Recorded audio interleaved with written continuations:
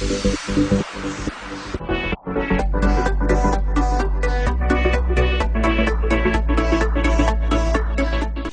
Basile Chibozo, c'est un perfectionniste.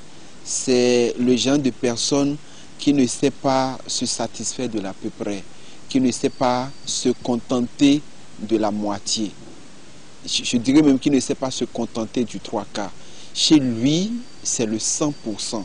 Le rendement doit être à 100%, c'est-à-dire que vous êtes dedans ou vous n'êtes pas dedans. C'est vrai que, comme toute personne, il a ses qualités, il a ses défauts. Je dirais même qu'il a ses défauts en tant que manager. Mais je peux vous assurer que c'est une personne auprès de qui on apprend beaucoup, auprès de qui on apprend vite, auprès de qui on apprend dans la rigueur, auprès de qui on apprend aussi dans la douleur plus belle. Donc c'est un monsieur qui a peut-être la rigueur à fleur de peau, mais c'est sans méchanceté.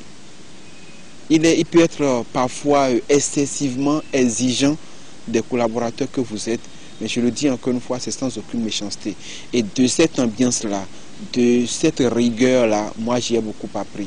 Si aujourd'hui je tiens presque les mêmes exigences envers d'autres, c'est parce que je l'ai vu faire.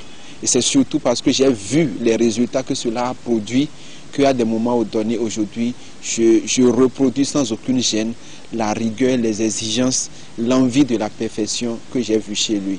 C'est un monsieur qui est ouvert, qui a l'amour du prochain. Je le précise, je ne le dis pas pour l'encenser, mais je le dis parce qu'à des moments donnés, dans les épreuves qui ont été les miennes en tant que collaborateur à ses côtés, j'ai eu l'opportunité et la chance de tester son côté humaniste, d'apprécier son côté humain. Qu'il faut modestement lui reconnaître qu'aujourd'hui, dans le milieu des médias au Bénin, dans le monde des professionnels des médias au Bénin, c'est quand même une plume, et c'est surtout une plume respectable et respectée. Monsieur Basile Chibozo, j'espère qu'il continuera à se mettre dans la dynamique de contribuer à l'enracinement d'une presse libre, une presse solide, et aussi à promouvoir la déontologie auprès des plus jeunes. Et promouvoir la déontologie, c'est être un régulateur.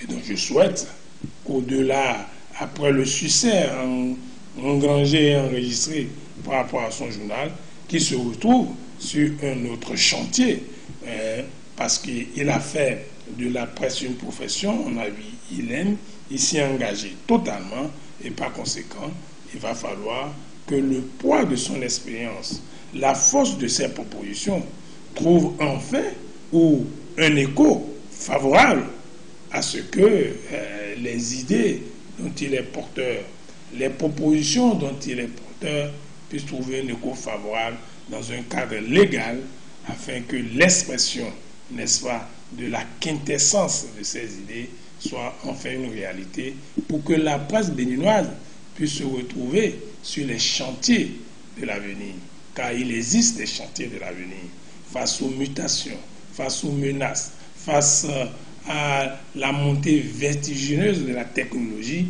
Il va falloir se réajuster, il va falloir se mettre à jour, et pour cela, il faut des hommes et des femmes qui puissent indiquer le chemin. Et comme dit le général de Gaulle, là où il y a la volonté, il y a un chemin.